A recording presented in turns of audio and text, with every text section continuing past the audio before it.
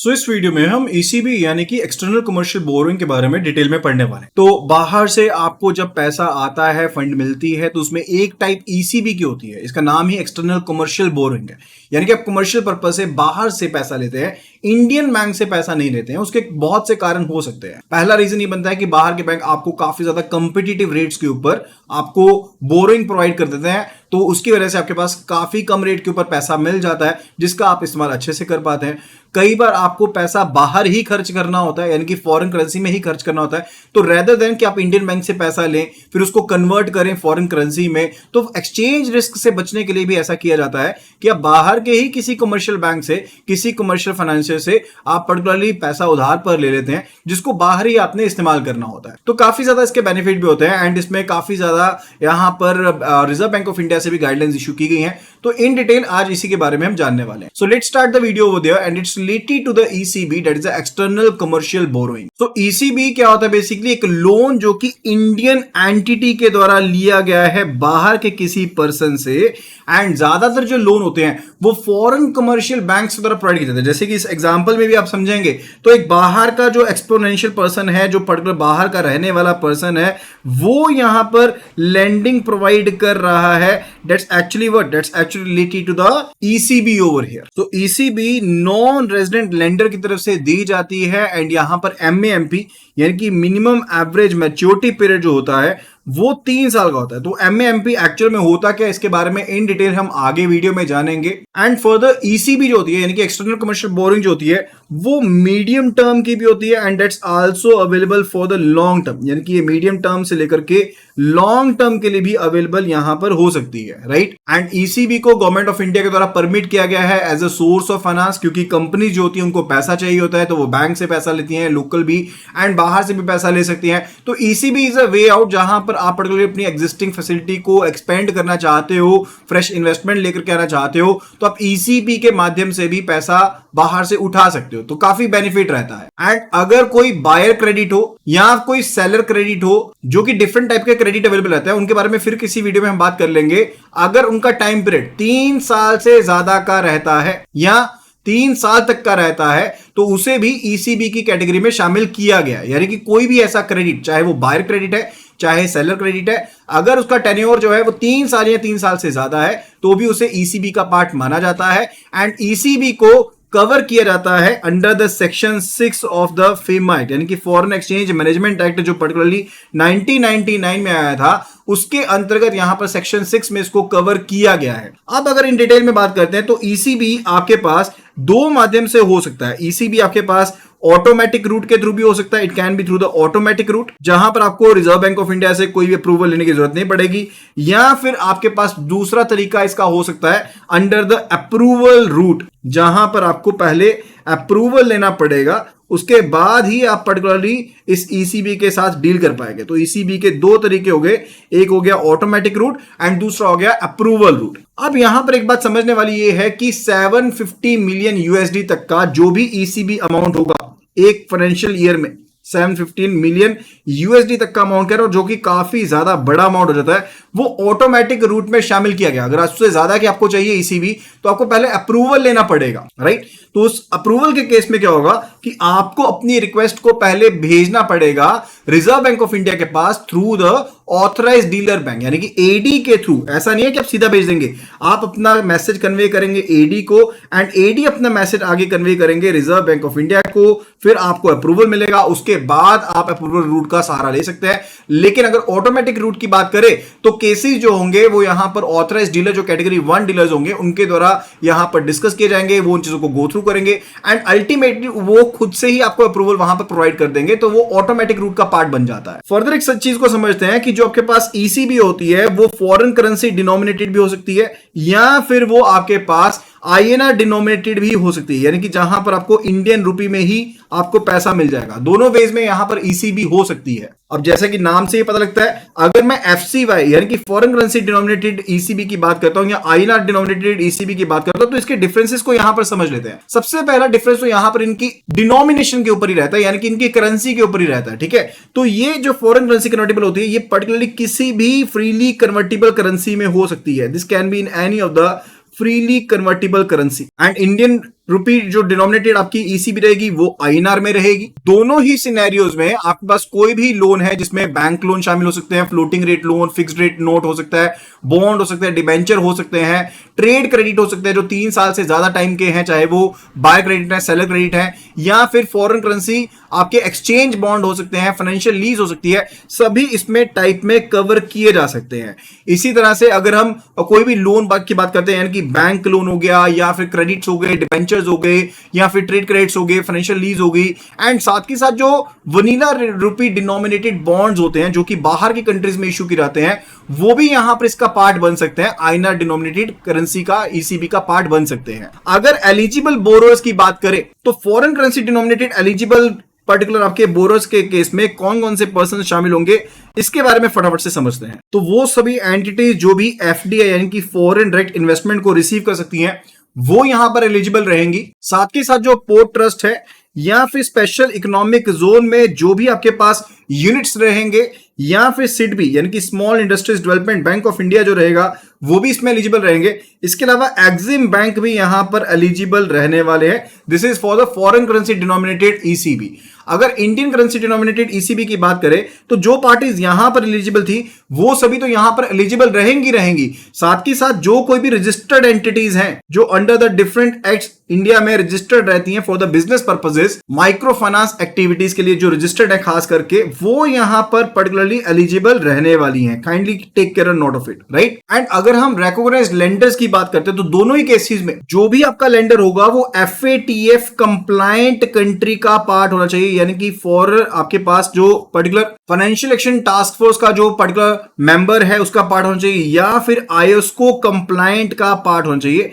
जो आईएसको होता है that's actually related to International Organization of Securities Commission. Now let's discuss about the MAMP यानी कि मिनिमम एवरेज मैच्योरिटी पीरियड के बारे में हम बात कर लेते हैं। तो पहला हम केस यहां पर कंसीडर करने वाले हैं मैन्युफैक्चरिंग कंपनी से रिलेटेड, यानी कि अगर मैन्युफैक्चरिंग कंपनीज हैं यहां पर एंड पर्टिकुलरली यहां पर वो 50 मिलियन यूएसडी या उसके इक्विवेलेंट का फाइनेंशियल ईयर में ईसीबीज लेने वाली हैं, तो वहां पर एमएएमपी जो होगा वो 1 साल का रहेगा, debt will be of 1 year. And अगर जो ईसीबी है वो फॉरेन इक्विटी होल्डर से उठाया जाता है, फॉरेन इक्विटी होल्डर यानी कि आपकी कंपनी इंडिया में है लेकिन वो आपकी कंपनी का कुछ एक परसेंटेज का होल्डर भी है, उस केस में पर्टिकुलरली अगर आप फॉरेन इक्विटी होल्डर से पैसा उठा रहे हैं वर्किंग कैपिटल पर्पस के लिए या फिर जनरल कॉर्पोरेट पर्पस के लिए अगर पैसा उठा रहे हैं, या फिर जो भी आपके रुपी लोन्स है जो आपने इंडिया में रुपी लोन्स ले रखे हैं उनको रीपे करने के लिए अगर आप पैसा उठा रहे हैं, कहां से?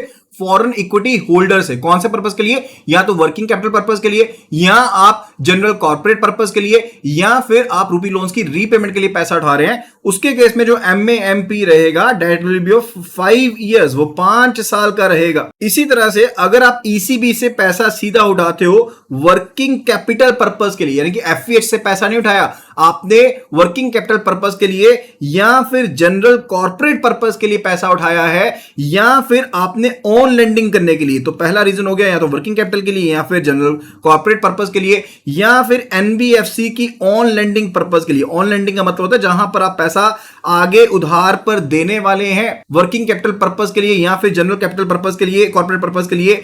उसके केस में जो एमएएमपी पीरियड रहेगा वो 10 साल का रहने वाला है। ये पैसा जो हम बात कर रहे हैं ये एफईएच से नहीं उठाया, यानी कि फॉरेन इक्विटी होल्डर से नहीं उठाया, इस चीज का ध्यान रखेंगे।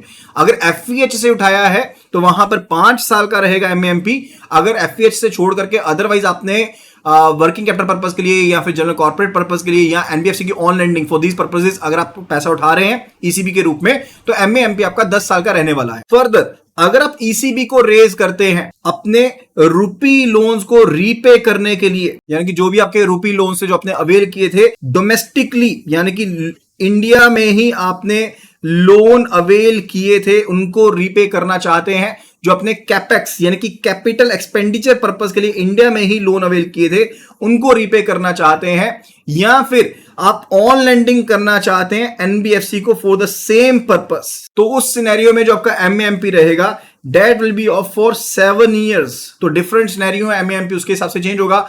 इसी तरह से अगर आप ईसीबी को रेज करते हैं अपने रूपी लोन्स को रीपे करने के लिए कैपेक्स को छोड़ करके, यानी कि ये केस तो हो गया जहां पर आप कैपेक्स की बात कर रहे थे, लेकिन सेम पर्पस अगर मैं यहां पर लेता हूं बट नॉट फॉर कैपेक्स, यानी कि कैपिटल एक्सपेंडिचर के पर्पस के लिए नहीं, तो वहां पर जो एमएएमपी होगा वो 10 साल का लिया जाएगा। That will be for 10 years over here again, right. So ये रहता है हमारा एमएएमपी के बारे में जो गाइडलाइंस है उनके बारे में, काफी ज्यादा इंपॉर्टेंट है, काफी ज्यादा अच्छे क्वेश्चंस यहां पर निकल करके बन जाते हैं।